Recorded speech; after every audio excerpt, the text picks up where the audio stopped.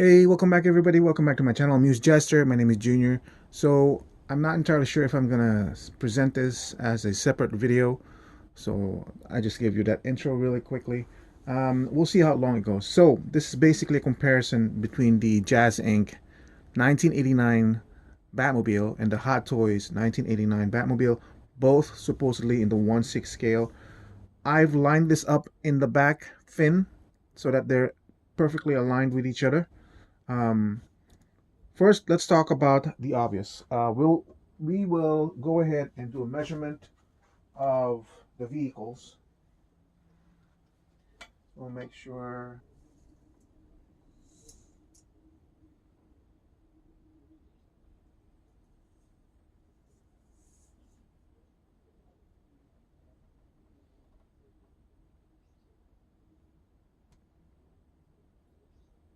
I'm gonna say the JazzInc is around 43 and a half inches. I can't really hold it close to the vehicle because I'm trying to be careful. 43 and a half inches long. That's from the tip over here all the way to here. The width is about 18 inches long, maybe 18 and a quarter. The Hot Toys, it's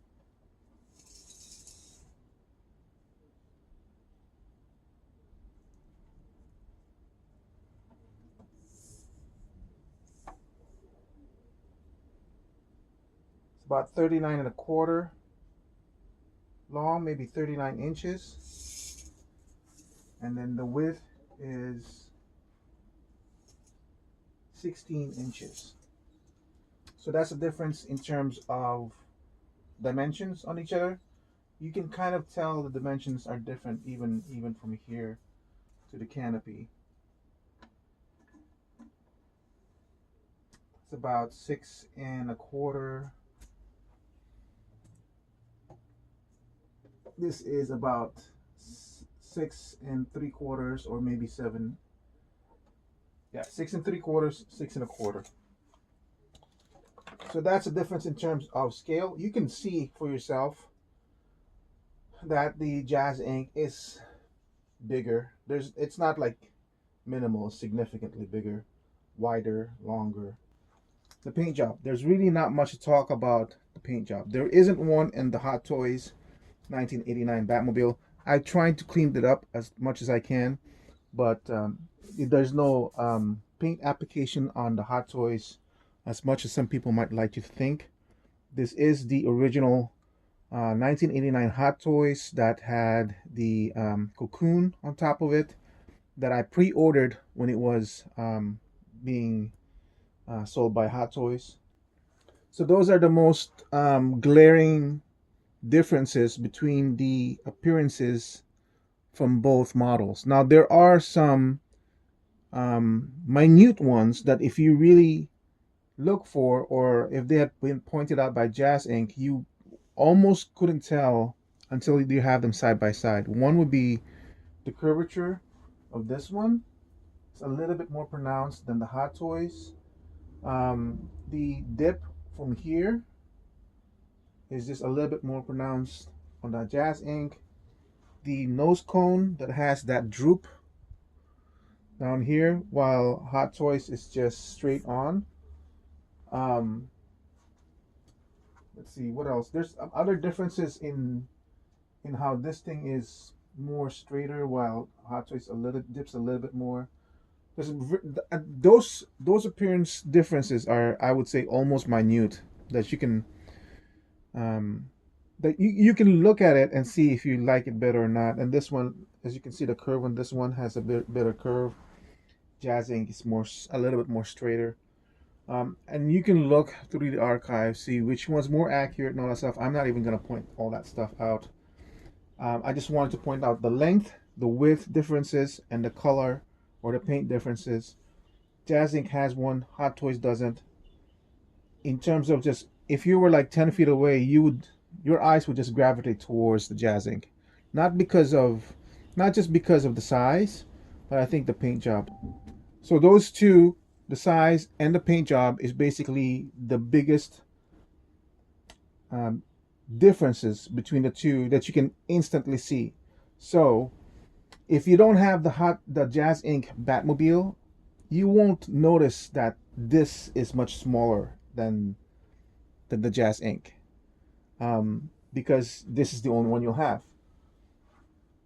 If you're not happy with the bare plastic and you want it to look as shiny or as more closer to what it was in the movie, you can always hire somebody to paint this for you. Or if you think you're competent enough, you can paint it yourself.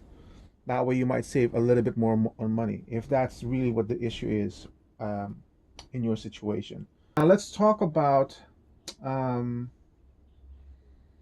the tricks and gimmicks, which is basically lights, sounds, or anything that's included with the two vehicles. The Hot Toys 1989 Batmobile is battery powered, and you access the battery by removing the compartment over here. There's a battery compartment here that requires 3 AA batteries.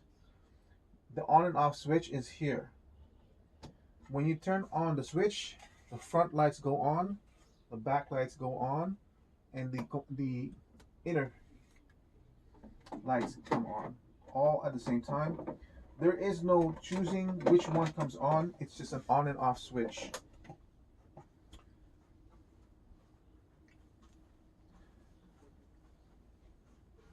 The JazzInc Batmobile comes with a power adapter, so it is not powered by batteries, and you plug it in the back. However, once you plug it in, there is no on and off switch with the JazzInc Batmobile. What you have is a remote control that's modeled after the one that that Michael Keaton used, or the Batman Michael Keaton used on the film. With this one, when you press the 1 button, the front lights go on. 2, the back. 3, the interior. 4, I believe, is the exhaust lights.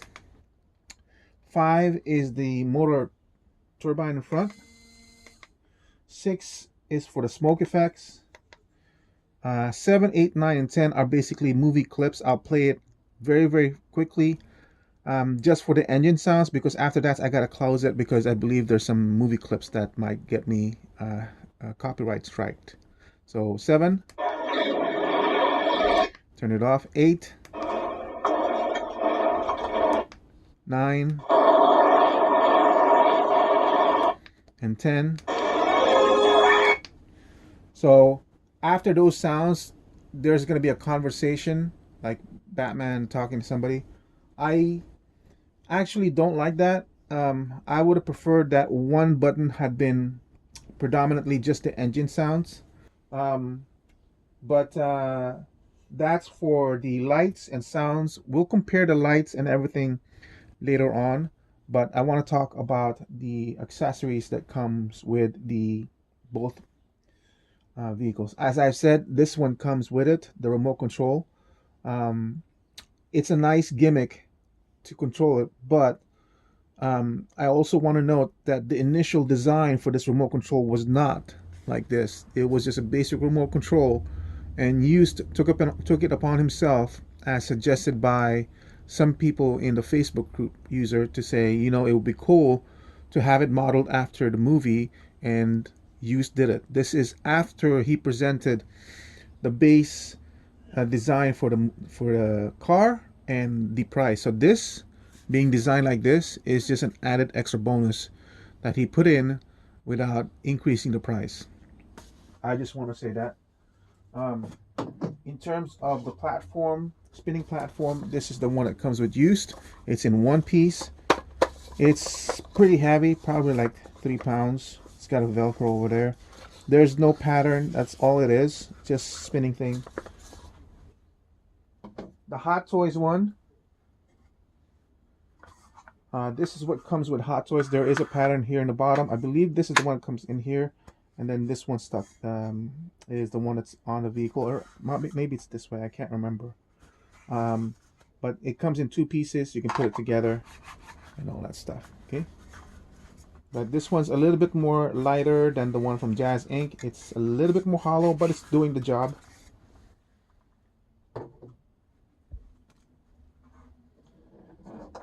The JazzInc Batmobile comes with the booklet.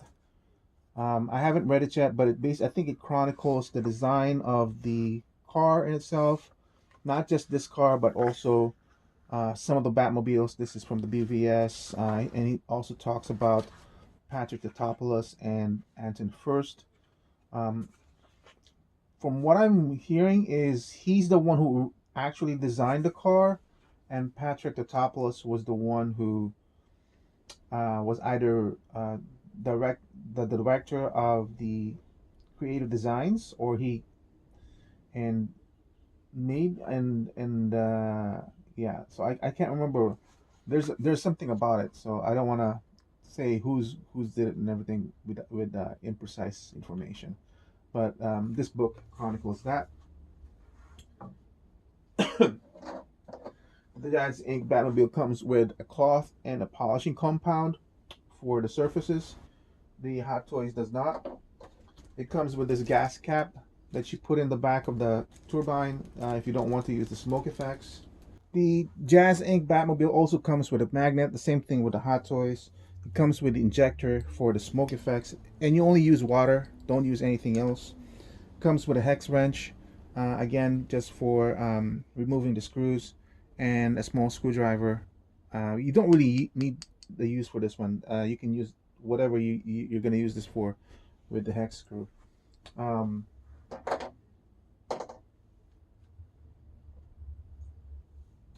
the Hot Toys also comes with a magnet. I don't know where it is. It's somewhere in my accessories package.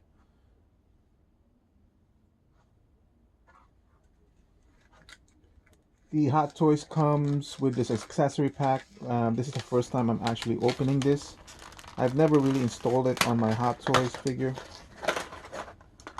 These are the grappling hooks that Batman uses to make that 90-degree turn from the movie.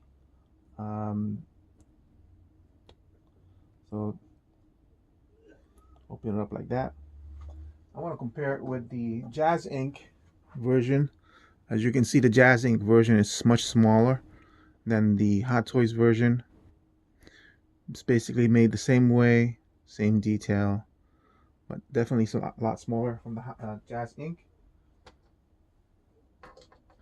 The JazzInc also comes with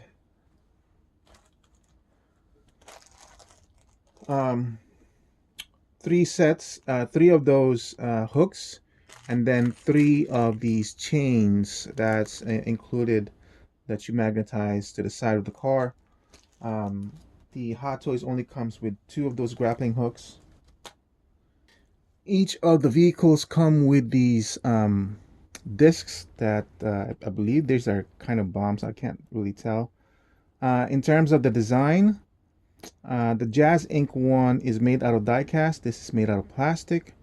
The bat emblem is etched in, as you can see, on JazzInc, while on Hot Toys it's just kind of sculpted in there, so it's raised. And on the bottom side, the JazzInc is empty, while Hot Toys is both sides. Like I said, this is die cast, this is plastic. Also, JazzInc only comes with three of those discs. There's only room for three of them, while Hot Toys comes with four. I've never really installed the Hot Toys version.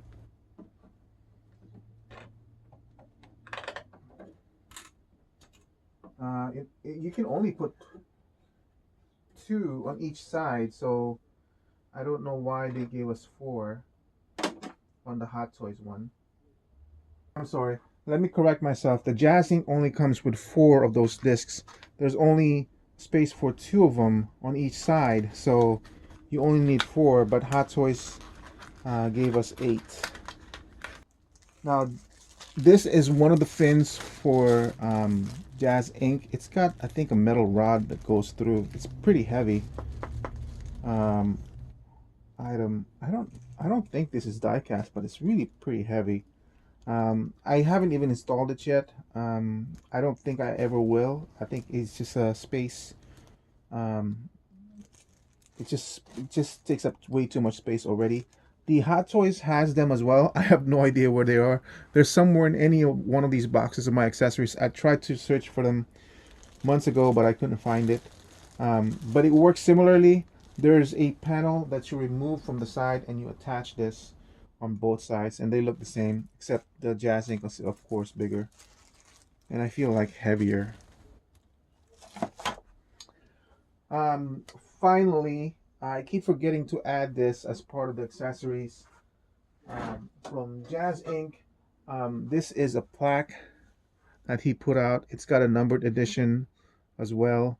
I don't really think the number corresponds with the order that you did for your vehicle. I don't even know it basically corresponds with the vehicle that you got in terms of production number. What I do know is this was shipped separately from the Netherlands, while mine was shipped directly from China. So they're obviously produced differently. Anyway, this the only other one that I have of this similar or different is this one from the Justice-Mobile. This was signed by Used and his dad Hans, and this one is dedicated particularly to the buyers. That's why it's got my name. This one over here has the numbered edition. So yeah, and then they signed it. And this is I don't know. This feels like aluminum, but I don't know what this middle backing is. So as you can see, sandwiched. Unfortunately, mine does have dings in the corner. I don't really mind. It's a nice plaque and everything. So that's it for the differences in accessories. As oh wait, there's one more I forgot.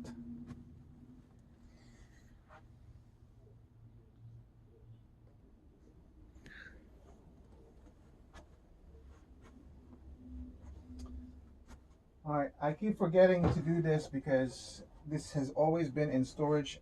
Forgive the dust and everything, but I did say that mine was the from the original pre-order. So this basically just rests on top of your Batmobile, and this is basically the shield um, to protect it. um, I've never put it on. It's dusty, and you can see that it's got these dings over here. Don't worry, that's basically just a plastic covering that you remove actually, and it just protects the finish of the actual cover. Just to let you know, this is not really a functional cover. It is a functional cover in terms of dust, but this thing is really thin. You can see, like really thin. Now, with that covering in mind, let's segue into um, the unboxing experience, right?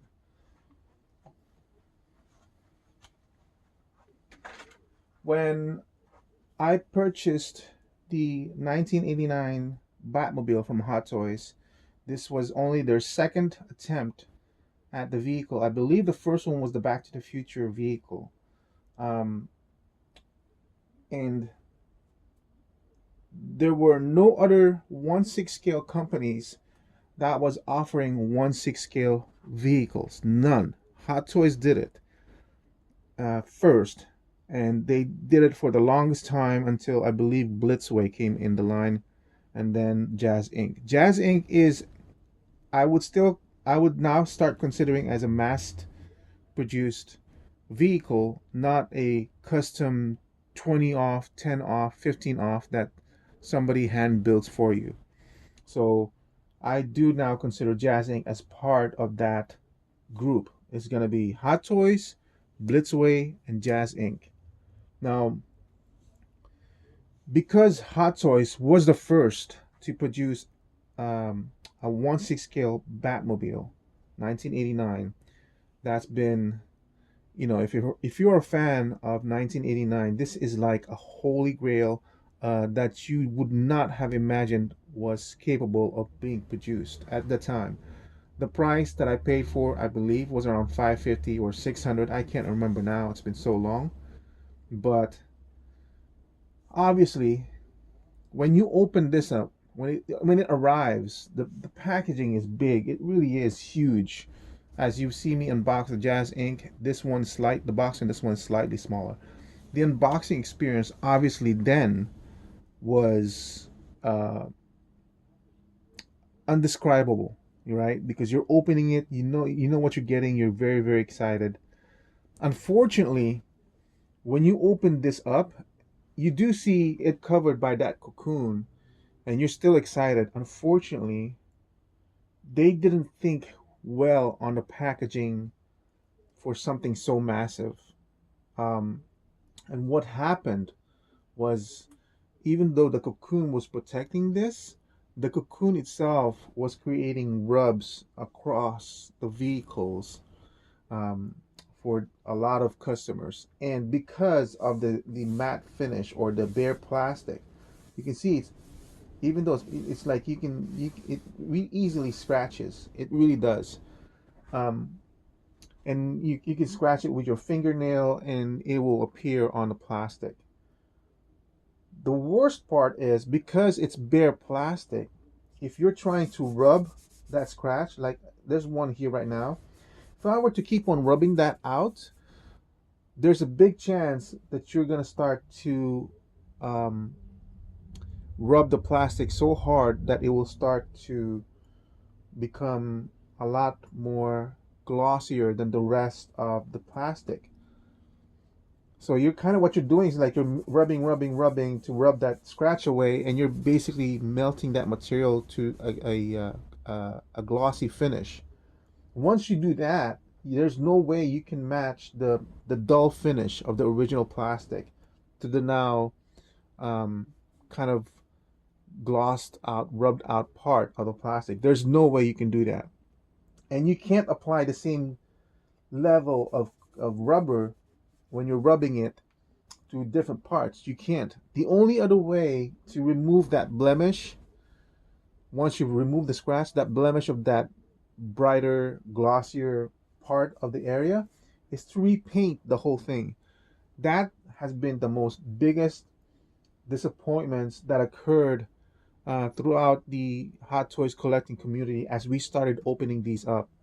There were so many issues that got hit by that, to the point that my local store, when I got this from, they would say, we are going to open up these boxes and you inspect them on site and tell us if you want it or not, because we can't keep accepting returns afterwards. So open it up at the store and inspect it. That's one of the other things too that was kind of disappointing, because you're in the, this is a big box and you're in the middle of the whole store, and you're opening it up and you're trying to inspect it as much as possible because you're taking up a lot of their space, and it completely killed the boxing experience for me.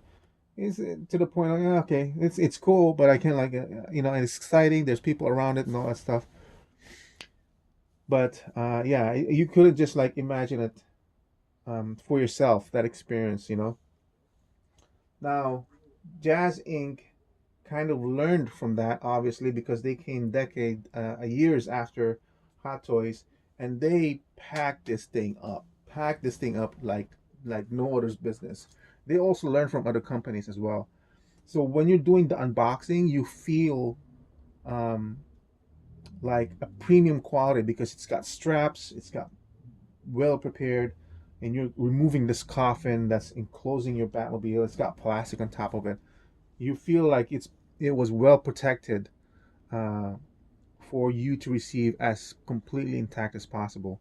The cocoon on the Hot Toys unboxing is cool. It really is. But as you've seen, it's dusty. It's been in the box storage for the longest time.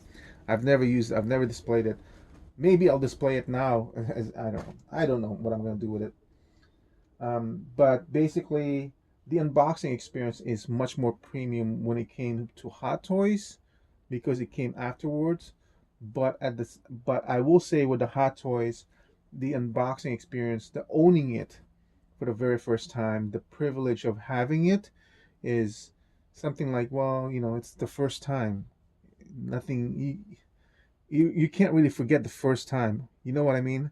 Um, it's afterwards can be greater, better, much more memorable than the first time, but you're never gonna get the first time you've experienced it. You know what I'm talking about. Anyway, that's the difference between the two unboxings of the two. So let's talk about the lights. And at this point, we'll go handheld. So first off, let's do a kind of like a comparison from far back so you can see. Um, for the Hot Toys one, you can see there's two LEDs here. And if you look on the other side, it's brighter here and then different here. For the JazzInc, you just see like one solid bar on both sides. Yes, the Hot Toys is brighter on this side, dimmer on that side, but you can see that inconsistency in that one. With the JazzInc one, it's just like one solid bar. I don't know which of them got the pattern more correctly. As you, that's the pattern for the JazzInc, and here's the pattern for Hot Toys, much more different. So I don't know what the which one is different. For the JazzInc Batmobile, has a spinning turbine. Hot Toys doesn't. That's the wheel for the JazzInc. That's the wheel for the JazzInc. So as you can see, it's got that coloring on the side, and it's also got the lettering on the side. This is separate die cast, and what I've said before as a complaint, I really don't like how it ended up being this 3M adhesive that they used. It's not, I don't mind the 3M adhesive. What I mind is the space between the actual die cast and this one. The back exhaust used a very, very thin adhesive. This one has a padding that made this gap. So I would have preferred it if it was like right on it. For this is the Hot Toys wheel, bare rubber, doesn't have the lettering, silver, and as you can see, this is just glued in this one, but it's like flushed. This is the hot wing area over here. There's the paint application that they used. This is the one for that. No chain on here, as you can see. This is the JazzInc version. Here's the paint application. There's a chain over here that's magnetized. It's right there in the very bottom. Also, one of the things that Used was saying was the Hot Toys, this design is mirrored on the other side of the Hot Toys version, while JazzInc's, they noted that each side, this side and the right side, has different designs, so they copied what was from the movie. So this is not the same design as the one from the other side.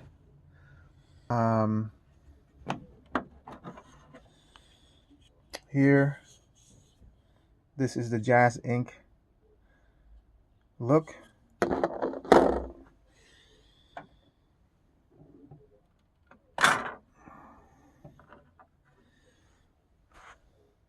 This is the, I also want to note that this is from Hot Toys. This is JazzInc, so you can see that they actually have a mesh of metal in the bottom, while Hot Toys has it clear or clean. The same thing with this. This is just clean, and there's no grill marks on that one. This is JazzInc, where they have the aluminum underneath it. Here's the gun from JazzInc with the paint application, and as I said, this one actually lifts.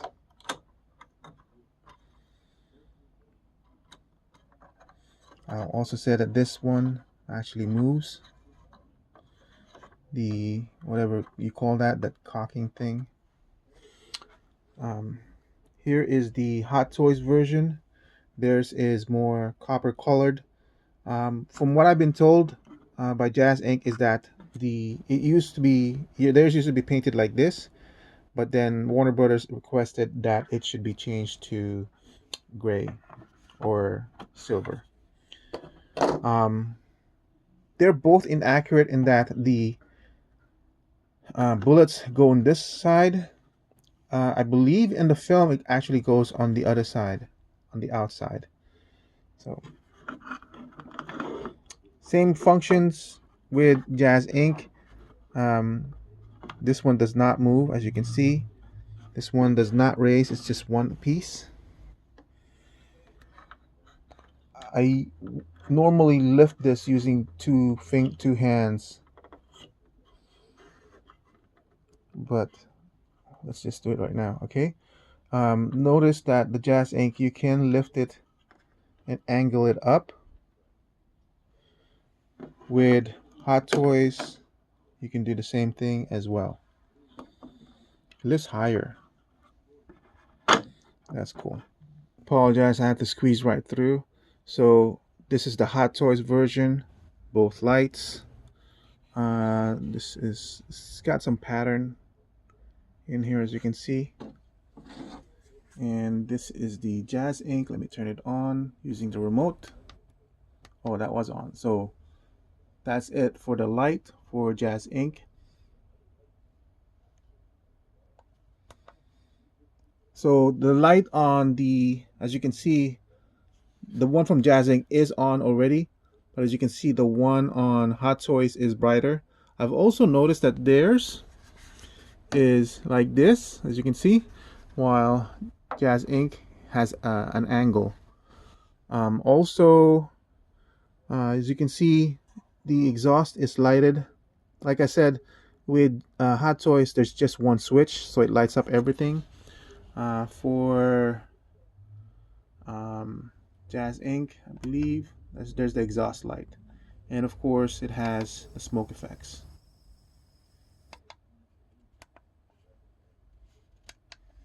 Okay, and then of course, and also want to point out this is the exhaust, or the tailpipe for the Hot Toys, and this is the one from JazzInc.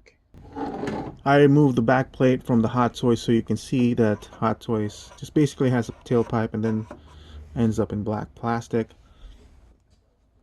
while JazzInc actually has a lot more detail in there. Now going into the cockpit lights, this is the Hot Toys. Those are the front lights that you see, and then you have this lever over here.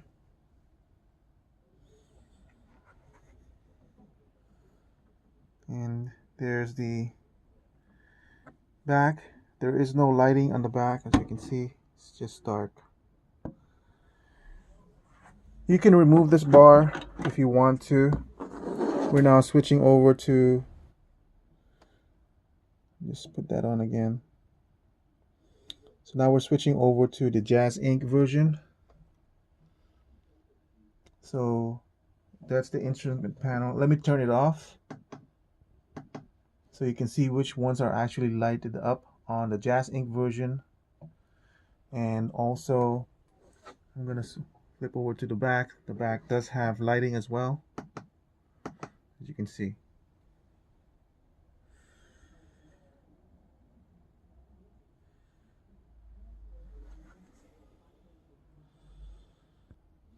So my final thoughts on both products.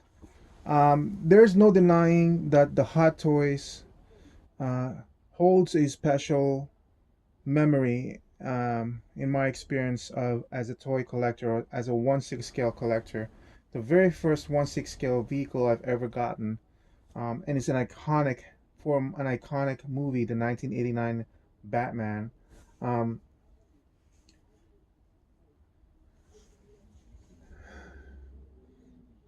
it is a product of its time, and during that time, it was the top tier level toy. Before it was re-released recently, this was commanding a price of 1,500 to 2,000 because it was no longer uh, on the markets, and you can only get it market on the second because it was no longer on the market, and you can only get it aftermarket from uh, secondhand sellers. And people were buying it at that price. It only plummeted once it got released by Hot Toys again, um, for $700, but it does not have the cocoon. It's the exact same vehicle.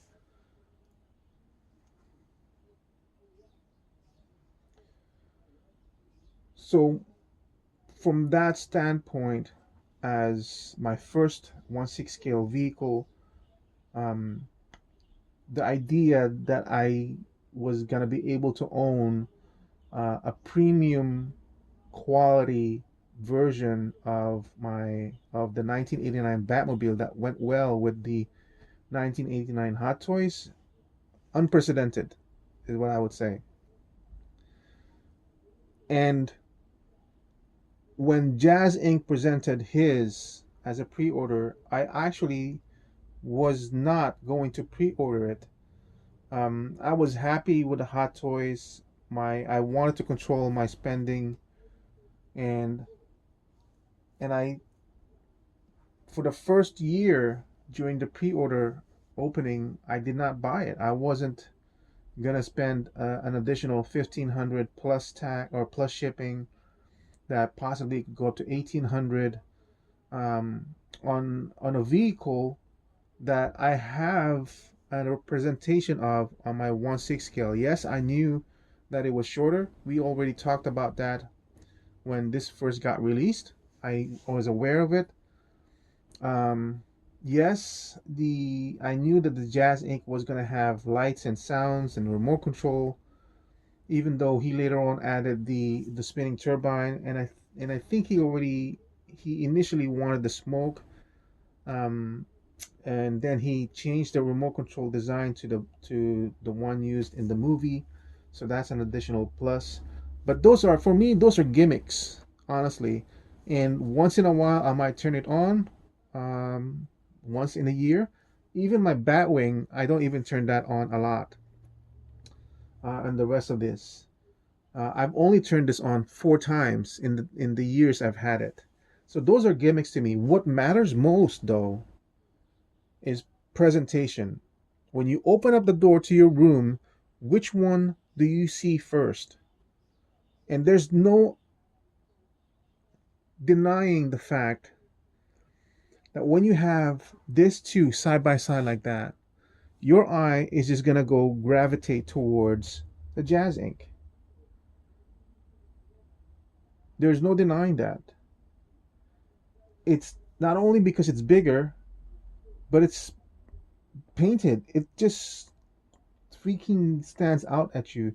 Forget about the differences. Forget about which one's more accurate. Is this one more accurate? Is the nose drooping more accurate? Is the length more accurate? Is the width more accurate? Is the color of the front plates more accurate? Forget all about that. Open the door to your room, to your collection room, and you look at both of them, and you're gonna say, "Well, that's cool, but this is like, what the heck?" This just stands out. So honestly, I was hoping I could sell this off to my brother, because all my collection I just sell it to my brother. But after this review, I'm packing this in. I just don't have any room for my collection display. It's going in the box in my storage, shed. And it's gonna stay there until I decide to put it up in the market and offer up, or Facebook. And this will only I only sell face to face. I don't ship or anything like that. It's just face to face, flat out. Look at it, you like it, buy it. You don't. Um, but this is the one that's gonna go up in my display. So, uh, I think I also say in terms of value. So this was, let's say, 500 or 550. This is 1750 with shipping included. Um,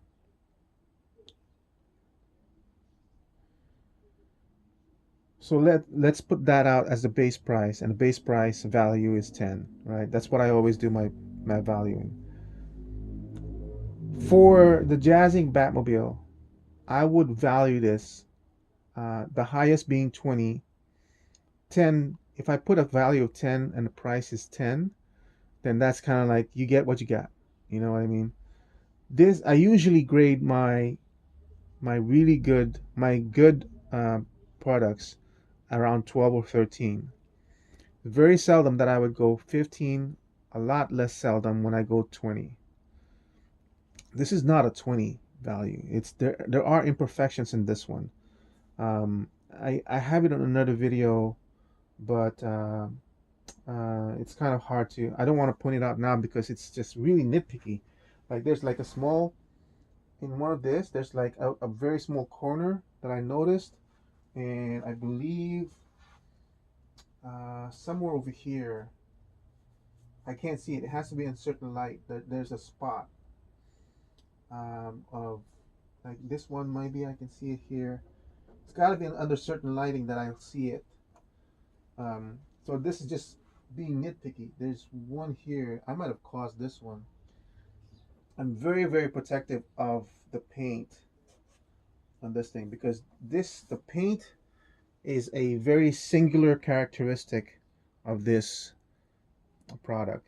You damage the paint, you're kind of screwed yourself up. So I'm very, very protective of the paint on this one. Um, so this one I would value minimal at 15.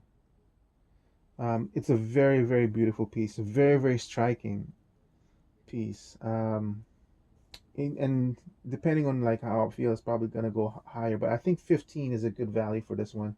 So definitely 15 being that if you're a 1989 Batman fan, if you love the vehicle from the movie, yes, you can buy the Hot Toys version if you're a little bit low on money. 700 is a big ask, you know. But if you really have, it's not even a passion. If you just want a good um, version of the 1989 Batmobile, why spend 700 on this for when you can get 1500 this? That's the question. Why would you spend money already? It's already high. You're already spending $700. Why stop there when you can have this? I'm not asking you that. That's what I asked myself when I saw used do a first prototype sampling. He did this exact same thing where he had the original Hot Toys and his product. This is what sold me on the product. This is what made me pre-order this almost too late. After a year of not wanting it. The moment I saw this, there's really no question. I asked myself, wait, I know I have this already for 500, but why would I settle for that when I can have this? Yes, it's another 1500, because mine was like only 500. So for me, this is 3 times as much. You guys, it's only twice as much. But why would I settle for this when I can have that? Was the question I asked myself. And I answered by purchasing the JazzInc. So that's basically my final review on the JazzInc 1989 Batmobile 1/6 scale. Was it worth it? Obviously, yes, because I purchased it. Do I regret spending 1700 out of the blue when I already have this? Absolutely not. There is no question whatsoever that I want this in my display. And this I don't have any room for, is how I feel. I mean, I'll always have that experience of unboxing it and everything. But that's the experience that I always have in my memory. I don't need this now. This is what I want in my display. This is the only one I have room for. That's going in the box. Thank you for watching. I hope you guys enjoyed it. I hope you found it informative and everything. And I'll see you guys again on the next review. Bye.